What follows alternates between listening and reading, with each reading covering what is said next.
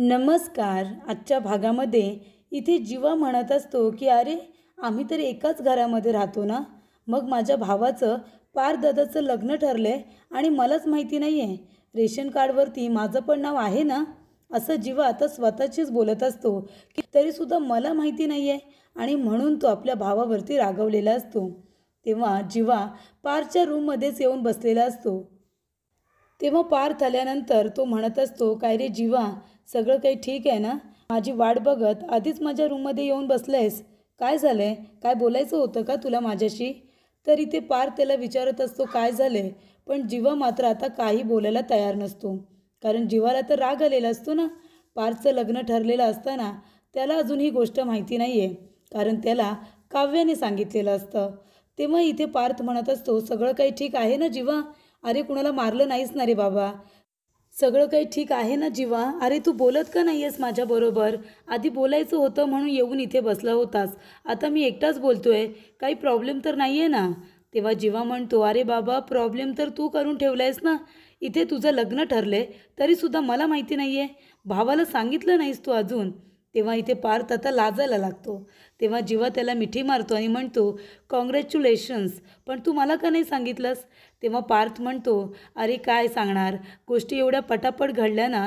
आणि तुला माहिती आहे का मुलगी कोण आहे? ते मंदिरामध्ये व लग्न लावून दिलं होतं. तेव्हा जीवा म्हणतो, मला माहिती आहे, नंदिनी. त्यानंतर नंदिनी लग्न ठरल्यापासून आता स्वतःच्याच विचारांमध्ये रमलेली असते. किचनमध्ये तिची आई शारदा, त्याचबरोबर आरोही, काव्या, तिघीजणीही असतात आणि तिच्याशी बोलत असतात. मात्र इथे नंदिनी स्वतःच्याच विचारांमध्ये पूर्णपणे आता गुंतून गेलेली असते. तेव्हा आरोही म्हणते, बघा बघा, ताई तर हरवली. म्हणजे मी तिच्याशी कधीपासून बोलते, तिला काहीतरी विचारते, पण ताईचं तर लक्षच नाही आहे. बघा, ताई तर जिजूंचाच विचार करते. तेव्हा इकडे काव्या म्हणत असते की असू दे असू दे, जाऊ दे, तिच्याशी आता काही बोलायला नको, तिला तिचा तिचा विचार करू दे. तेव्हा इथे नंदिनी म्हणत असते, काय झालं, तुम्ही काय बोलत होता का? तेव्हा काव्या म्हणते, नाही नाही, आम्ही काही बोलत नव्हतो. तुला काम सांगायचं होतं, पण झालं, आमचं काम झालं. तू तुझ्या ड्रीमचा विचार कर. तेव्हा नंदिनी म्हणते, असं काय नाही हां, तुम्ही उगाच मला चिडवू नका. मी थोडा असाच विचार करत होते. तेव्हा काव्या म्हणते, आरोही, तुला माहिती आहे का गं, म्हणजे नंदिनीताई जशी आहे ना, पार्थसुद्धा तसाच आहे, तिच्यासारखाच. जोडी अगदी बरोबर बनवली आहे. तेव्हा नंदिनी म्हणते, हा मग काय झालं, अजून कसं हवं आहे पार्थ? पार्थ तर चांगलेच आहेत. तेव्हा काव्या म्हणते, हो का? बघितलंस का आरोही, आत्तापासूनच पार्थची बाजू घ्यायला लागली ताई. तेव्हा जीवा म्हणत असतो, पण तरीसुद्धा तू भावाला सांगायला हवं होतंस ना. आपण एका घरामध्ये राहतो आणि माझ्या भावाचं लग्न ठरले ते सुद्धा मला माहिती नाही आहे. तेव्हा इथे आता पार्थ म्हणत असतो, जाऊ दे ना यार, कशाला उगाच चिडतोयस तू? हे बघ, बरं तुला रागवलं आहेस ना माझ्यावरती, तुझं कसं होणार आहे काय माहिती. तुझ्या बायकोला आहे ना, कठीण होणार आहे तुझ्यासोबत राहणं. अरे, ती तुझा दिवसभर राग घालवेल की तुझा रुसवा घालवेल तेच बिचारीला कळणार नाही. तेव्हा इथे आता पार्थ म्हणत असतो की सांग, तुला कुठे पार्टी हवे ते सांग. तुझा राग घालवण्यासाठी तुला पार्टी हवे मला माहिती आहे. जीवा म्हणतो, नाही नको, मला पार्टी वगैरे काही नको. तुझं सगळं चांगलं होऊ दे. तुला आवडते अशी मुलगी तुला मिळाली आहे, तुला साजेल अशी. अजून मला काय हवं आहे? माझ्या भावाने फक्त आयुष्यात सुखी राहायला हवं. त्यानंतर इथे शारदा म्हणत असते, जाऊ द्या गं, नका चिडवू माझ्या मुलीला. आता काही दिवसांचीच पाहुणी आहे ती. नंदिनी म्हणते, आई तू प्लीज असं मला नको बोलत जाऊस गं. काही दिवसाची पाहुणी आहे, मग मला आत्ताच दूर गेल्यासारखं वाटतं. तेव्हा इथे काव्य म्हणत असते, असू दे गा आई, थोडं तरी चिडवू द्या आम्हाला. आता थोडेच दिवस मिळालेत आम्हाला ताईची थोडीशी गंमत करायला, तिची थोडीशी मस्करी करायला. मग ती गेल्यानंतर आम्ही कुणाची मस्करी करणार आहोत? तेव्हा काव्य म्हणत असते, आणि जोडी बघितलीस ना कशी आहे, एकदम सेम टू सेम. तुला माहिती आहे का ताई, तुला आता थोडंसं आहे ना अपग्रेड व्हावं लागणार आहे. तेव्हा आरोही म्हणते, कुठल्या बाबतीत? तेव्हा काव्य म्हणत असते, अगं ताई, जरा इकडे ये, मी तुला सांगते. तू जरा आहे ना रोमांसच्या बाबतीत अपग्रेड राहायला हवंस. तेव्हा नंदिनी म्हणते, का गं? तेव्हा काव्या म्हणते, नाहीतर काय, तुम्ही दोघेजणं कशा गप्पा मारता? तुम्हाला माहिती आहे का तुम्ही कसे रोमॅन्टिक असता? तेव्हा नंदिनी म्हणते, कसे? काव्य आणि आरोही दोघेजणं आता, काव्या इथे नंदिनीचा रोल करत असते आणि आरोही पार्थचा रोल करत असते. काव्या म्हणते, ऐकलत का पार्थ, अहो तुम्ही आमच्या आश्रमाला देणगी दिलीत, खरंच खूप थँक्यू. तुम्ही काय करताय? तेव्हा पार्थ म्हणतो, नाही काही नाही, उद्या पुन्हा तुमच्या आश्रमाला मी देणगीच देणार आहे. असं तुमच्या दोघांचं बोरिंग बोलणं असतं, कळलं का? तेव्हा नंदिनी म्हणते, अच्छा आई बघितलंस ना तू, ह्या दोघीजणी कशा गंमत करतायत त्या. तेव्हा इकडे काव्य म्हणत असते, मग काय करणार, हे असं कुठे बोलणं असतं का? अरे दोघांनी कसं रोमॅन्टिक झालं पाहिजे, एकमेकांचं कौतुक केलं पाहिजे, एकमेकांबद्दल खूप बोललं पाहिजे. तेव्हा आरोही म्हणते, आणि काव्याताई तुला माहिती आहे का, तो पार्थ आहे ना, तो सोशल मीडियावरती जास्त ॲक्टिव्ह नसतो. तेव्हा नंदिनी म्हणत असते, काय म्हणालीस? पार्थ म्हणालीस?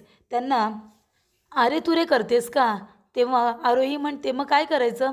तेव्हा नंदिनी म्हणते, अच्छा म्हणजे पार्थ काही तुझ्या बरोबरच आहेत, तुझ्या वर्गात होते का ते? अरे तुरे करायचं, अहो जाहो करायचं, कळलं का?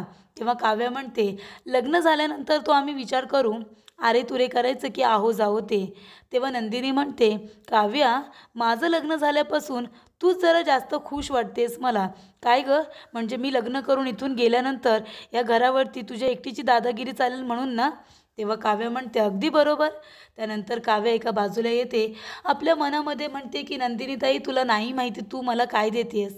तू आणि पार्थ तुम्ही दोघेजणं लग्न करून एकत्र आल्यानंतर आमचासुद्धा रस्ता मोकळाच होणार आहे.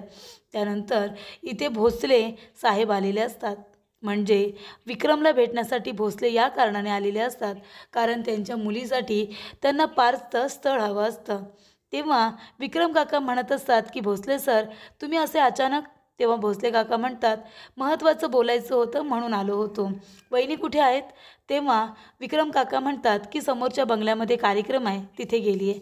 मी बोलू का तिला फोन करून? विक्रम काका म्हणतात, बोलवतो ना लगेच. तेव्हा भोसले म्हणतात, नाही नको बोलवू नका, त्या असत्या तर बरं झालं असतं, पण तोवर मी तुमच्याशी महत्त्वाचं बोलून घेतो. तेव्हा विक्रम काका म्हणतात, नक्कीच बोला ना सर, काय बोलायचं आहे? तेव्हा भोसले काका म्हणतात की जेव्हा तुम्ही पार्टीमध्ये आला होतात तेव्हा माझ्या मुलीने तुमच्या मुलाला, मोठ्या मुलाला पार्थला बघितलं आणि तिला तो खूप आवडला. तेव्हा तिने मला सांगितलं की लवकरात लवकर जा आणि त्याला मागणी घालून ठेवा. माझ्या मुलीसाठी तुमच्या मुलाचा हात हवा आहे. काय म्हणणं आहे तुमचं? तेव्हा विक्रम काका पेचात पडतात. एकेकाळी भोसले सर त्यांचे मित्रसुद्धा होते तर बॉससुद्धा होते, आणि मग आता उत्तर द्यायचं तर कसं? बिझनेसमध्ये सुद्धा सगळ्यात मोठे तेच आहेत. तर विक्रम काकांना शनयाचा ॲटिट्यूड आठवतो, म्हणजे कशा पद्धतीने ती त्या आजींबरोबर पार्टीमध्ये वागली होती हे सगळं त्यांनी बघितलेलं असतं. त्यामुळे ते आता पेचात पडलेले असतात आणि ऑलरेडी पार्थचं लग्न नंदिनीबरोबर हे ठरलेलंच असतं. भोसले काका म्हणतात, हे बघा माझी मुलगी सुंदर आहे, शिकलेली आहे आणि पार्थ तिला आवडलं आहे, त्याच्यामुळे आपली जर ही सोयरीक जुळली तर चांगलंच होईल ना, चारी बाजूने चांगलं होईल. तेव्हा योग्य ते उत्तर द्या.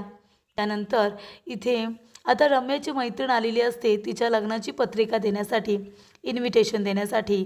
तेव्हा इथे तिची मैत्रीण तिला म्हणत असते की मी तुला लवकर पत्रिका दिली आहे, लग्नाच्या 2 दिवस आधी तू मला माझ्या घरी हवेस, कळलं ना? तेव्हा रम्या म्हणते, नक्कीच मी नक्कीच लवकर येईन, आणि तसंही मला लग्नाच्या सगळ्या विधी वगैरे बघून ठेवायच्याच आहेत ना, कारण मलासुद्धा त्याची गरज पडणार आहे. तेव्हा तिची मैत्रीण म्हणते, अगदी बरोबर. याचा अर्थ काय? म्हणजे रम्या तुझं आणि पार्थचं सुद्धा लग्न जुळलं का? त्याने होकार दिला का तुला? तेव्हा रम्या म्हणते, म्हणजे शांत बोल आधी, कारण घरात अजून कुणाला माहिती नाही आहे. म्हणजे कसं असतं ना, तुला माहिती आहे, तू मला म्हणाली होतीस की तू पार्थला पत्र लिही म्हणून. मी पार्थला पत्र लिहिलं आणि त्याने होकार दिला की आय लव्ह यू म्हणून. तेव्हा मला कळलं की त्यालाही मी आवडते. तेव्हा रम्या म्हणत असते की ते म्हणतात ना, आपल्याला एखादी गोष्ट आवडत असेल तर पूर्ण सृष्टी ती आपल्याला मिळवून देण्याचा प्रयत्न करते, जर आपल्या भावना खऱ्या असतील तर. आणि तसंच काही माझ्या बाबतीत घडलं, आणि जेव्हा मी त्याला पत्र लिहिलं त्याच्यामध्ये मी माझ्या भावना लिहिल्या होत्या, त्याने मला होकार दिला. तेव्हा इकडे त्या दोघीजणी बोलत असताना तिथे पार्थ येतो. पार्थला रम्याबरोबर काम असतं, त्याला कामाविषयी बोलायचं असतं. तेव्हा तो म्हणतो, सॉरी सॉरी मी तुम्हाला डिस्टर्ब केलं का? मी नंतर येतो. तेव्हा रम्याची मैत्रीण म्हणते, 1 मिनिट थांबा, आणि ती जाऊन आता पत्रिका घेऊन येते आणि म्हणते की हे घ्या माझ्या लग्नाचं इन्व्हिटेशन, तुम्ही सगळ्यांनी लग्नाला यायचं आहे. तेव्हा पार्थ म्हणत असतो, तुम्ही ऑलरेडी एक पत्रिका दिली आहे ना, मग एका घरामध्ये एक पास झाली, 2-2 इन्व्हिटेशनची गरज नाही आहे. आम्ही येऊ? हो ना रम्या, आपण जाऊया त्यांच्या लग्नाला? रम्या म्हणते, हो नक्कीच. तर इथे विक्रम काका म्हणत असतात की नाही नाही काही जमणारच नाही. तेव्हा भोसले काका म्हणतात घाईघाईने काही निर्णय देऊ नका. तुम्ही हवं तर पारजवळ बोला, वहिनींजवळ बोला, या विषयावरती व्यवस्थित विचार करा आणि मगच काय तो निर्णय द्या. तेव्हा विक्रम काका म्हणतात की शक्यच नाही आहे, इथे विचारायची गरजच नाही. तेव्हा भोसले काका म्हणतात हे बघा, तुम्ही माझे एम्प्लॉई होतात पण आता नाही आहात. तुमचासुद्धा बिझनेस आहे. माझा बिझनेस तुमच्यापेक्षा कितीही मोठा असला, कितीही दबदबा असला तरीसुद्धा मी तुम्हाला माझा मित्रच मानतो, एम्प्लॉई नाही. आणि ही खूप मोठी अपॉर्च्युनिटी आहे तुमच्यासाठी सुद्धा. तेव्हा घाईघाईने निर्णय नका घेऊ, चारी बाजूने विचार करा आणि मग काय तो निर्णय घ्या आणि मला तुम्ही उत्तर द्या. तेव्हा इथे विक्रम काका आता पूर्णपणे विचारात पडलेले असतात. करू तर काय करू.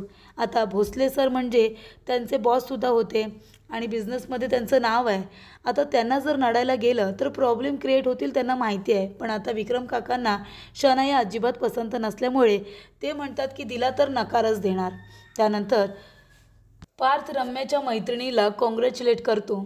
तेव्हा तिची मैत्रीण विचारत असते तुमचं लग्न कधी. तेव्हा पार्थ म्हणतो तुम्हाला कळलं का, आईबाबांनी वरचेवर सगळ्यांना सांगितले वाटतं, तसं मनामध्ये म्हणतो. तेव्हा पार्थ म्हणतो नाही अजून माझं असं नक्की असं काही नाही आहे, पण झालं की मी तुम्हाला सांगेनच. पण रम्याचं तिला विचारा, रम्याचं म्हणणं काय आहे ते लग्नाबद्दल, हो की नाही रम्या. तुमचं झालं की तू ये, मला तुझ्याशी थोडं बोलायचं आहे. असं म्हणून तो तिला कॉम्प्लिमेंट देतो की रम्या तुझा ड्रेस छान आहे, तू छान दिसतेस. असं म्हणाल्यानंतर रम्याची मैत्रीण म्हणते अरे वा, हा तर तुझ्या प्रेमात पूर्ण वेडा झाला आहे गं, किती कौतुक करतोय तुझं, तुझ्याशिवाय त्याला काही दिसतच नाही आहे, तो फक्त तुझ्याकडेच बघतोय. त्यानंतरला इथे मानिनी येते विक्रम काकांसाठी चहा कॉफी घेऊन. ती म्हणते काय झालं, चेहऱ्यावरती एवढा स्ट्रेस का दिसतोय, सगळं काही ठीक आहे ना. तेव्हा विक्रम काका म्हणतात की स्ट्रेस तर दिलाय ना. तेव्हा मानिनी म्हणते कुणी. तेव्हा विक्रम काका म्हणतात की भोसले सर आले होते, त्यांनी मला स्ट्रेस दिलाय. ते आले होते त्यांच्या मुलीसाठी शनायासाठी आपल्या पार्थला मागणी घालायला. आपला पार्थ हवाय त्यांना जावई म्हणून. तेव्हा मानिनी हसायला लागते. विक्रम काका म्हणतात काय झालं, तू का हसतेस. तेव्हा मानिनी म्हणते आपल्या विक्रमचं लग्न मोठ्या जोरावरच आहे, त्याचा लग्नाचा विचार केला आहे तर इकडे स्थळं नुसती धावत पडत येत आहेत त्याच्याकडे, हो की नाही. तेव्हा विक्रम काका म्हणतात पण ती मुलगी किती उद्धट आहे, तू बघितलंस ना पार्टीमध्ये शनाया, ती आपल्या पारसारखी तरी आहे का. अजिबात कंपॅरिझन नाही आहे दोघांचं. तेव्हा मी माझ्या मुलाचं आयुष्य उद्ध्वस्त करणार नाही. त्यांचा दबदबा असला म्हणून काय झालं, मी दबून जाणार नाही, मी त्यांना नकारच कळवणार. तेव्हा मानिनी म्हणते पण मला जरा टेन्शनच आले, आपली बिचारी नंदिनी किती चांगली आहे ना. तेव्हा विक्रम काका म्हणतात आपली. तेव्हा मानिनी म्हणते मग ती आता आपलीच झाली आहे ना, आणि ती किती चांगली आहे. ती त्या शनायामध्ये काय आहे असं की तिला सून बनवून घ्यायचं. विक्रम काका म्हणतात की नाही माझं ठरलं आहे, काहीही झालं तरीसुद्धा भोसले सरांना मी नकारच कळवणार आहे. मानिनी म्हणते पण तरीसुद्धा भीती वाटते हो जरा. विक्रम काका म्हणतात काय घाबरायचं, म्हणून काय मी माझ्या मुलाचं आयुष्य उद्ध्वस्त करू का त्या मुलीबरोबर लग्न करून. असं अजिबात होणार नाही, लग्न झालं तर नंदिनी बरोबरच. त्यानंतर इथे बहिणींमध्ये आता आर्ग्युमेंट चालू असते. आरोही म्हणत असते की जेव्हा सगळी मुलाकडची माणसं येतील तेव्हा नंदिनीने साडी नेसावी, आणि काव्याचं म्हणणं असतं कशाला साडी कशाला नेसायची.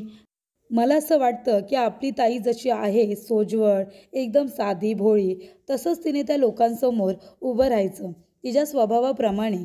ती लोक येणार आहेत म्हणून साडी वगैरे नेसायची गरज नाही आहे. तिच्याकडे एवढे छान छान सिंपल असे ड्रेस आहेत, त्यातला एखादा ड्रेस घालायचा आणि छान त्यांच्यासमोर उभं राहायचं. तेव्हा इकडे काका म्हणत असतात धनंजय काका की अगदी बरोबर, मला पटलंय तुझं, कारण माझी मुलगी जशी आहे तशी त्यांनी उभं राहावं, बरोबर आहे. तेव्हा शारदा म्हणते कशाला, हे असे क्षण सारखे सारखे येत नाही. तुझी जी इच्छा असेल ना ते कर तू बाळा. एखादी छान साडी नेसलीस आणि त्यांच्यासमोर उभी राहिलीस तरीसुद्धा चालेल. तेव्हा काका म्हणतात की बाळा तुला साडी नेसायची आहे तर साडी नेस, ड्रेस घालायचा आहे तर ड्रेस घाल, ही तुझी चॉईस आहे. जे काही घालशील तुला ज्याच्यात कम्फर्टेबल वाटेल ते तू कर. कारण जोहरी असतो ना तो कशाही पद्धतीने हिऱ्याला ओळखतोच. तेव्हा तू हिरा आहेस माझा, तुला कशामध्येही लोक लगेच ओळखतील. त्यानंतर इथे काकांनी आता स्पष्टपणे सांगितलेलं असतं की तुझी जी चॉईस असेल ते तू कर. तर मानिनीने विक्रम काकांना सांगितलेलं असतं की तुम्ही जाऊन आता वसुताईंजवळ बोला रम्याच्या लग्नाबद्दल. रम्याच्या लग्नाचा पण विचार करायला हवा. एकदा तिचं लग्न झालं की आपण पार्थ आणि नंदिनीच्या लग्नाचा विचार करू. तेव्हा काका म्हणतात की ठीक आहे, मी आत्ताच जाऊन तिच्याशी बोलतो. तेव्हा इथे पेपर साईन करायला आणल्यानंतर विक्रम काका म्हणतात की ताई, मला तुझ्याशी थोडं बोलायचं आहे. आता बघ, आपला पार्थ आणि रम्या दोघंजणं लहानाचे मोठे सोबत झालेत. पार्थ त्याचं काम बघतो आणि रम्या तिची आवड निवड जपत कामाकडे लक्ष देत असते. पण आता आम्ही पार्थच्या लग्नाचा विचार करतोय. मग तुला मी असं म्हणतोय की रम्याच्या सुद्धा लग्नाचा विचार केला पाहिजे, बरोबर की नाही? तेव्हा वसू म्हणते अगदी बरोबर, आणि बरं झालं तूच हा विषय स्वतःहून माझ्याजवळ काढलास. तू स्वतःहून विषय माझ्याजवळ काढलायस ना, म्हणून मला जास्त आनंद झालेला आहे. तेव्हा विक्रम काका म्हणतात अगदी बरोबर, आता मुलं मोठी झाली आहेत, त्यांची वयात लग्न झाली तर बरं असतं, बरोबर की नाही? तेव्हा मला असं वाटतं की तू रम्याच्या लग्नाचा सुद्धा विचार केला पाहिजेस, जसा मी पारच्या लग्नाचा विचार करतोय. तुला काही प्रॉब्लेम तर नाही आहे ना? तेव्हा वसू आत्या म्हणते नाही रे, मला कसला प्रॉब्लेम, उलट तू माझ्या मनातलंच बोललायस, माझीसुद्धा हीच इच्छा होती. मी गुरुजींना बोलावून घेते आणि लवकरात लवकर दोघांच्या लग्नाचे मुहूर्त काढते, तुला काय वाटतं?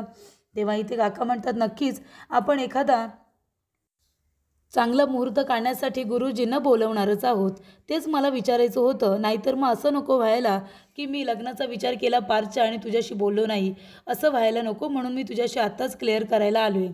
तेव्हा वसूला असं वाटत असतं की विक्रम काका रम्याच्या आणि पारच्या लग्नाबद्दल बोलत आहेत, पण ते आता असं सांगत असतात की रम्याच्या लग्नाचं म्हणजे एखादं चांगलं स्थळ आलं तर तिच्यासुद्धा लग्नाचा विचार हा केला पाहिजे, असं त्यांचं म्हणणं असतं.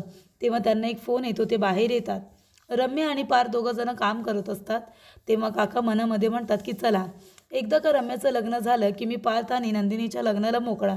तर इथे वसू म्हणत असते की चला, बरं झालं विक्रमने माझ्याकडे हा विषय काढला, आता मी रम्याच्या आणि पारच्या लग्नाचा विचार करू शकते, त्याच्याजवळ मी स्पष्टपणे बोलू शकते.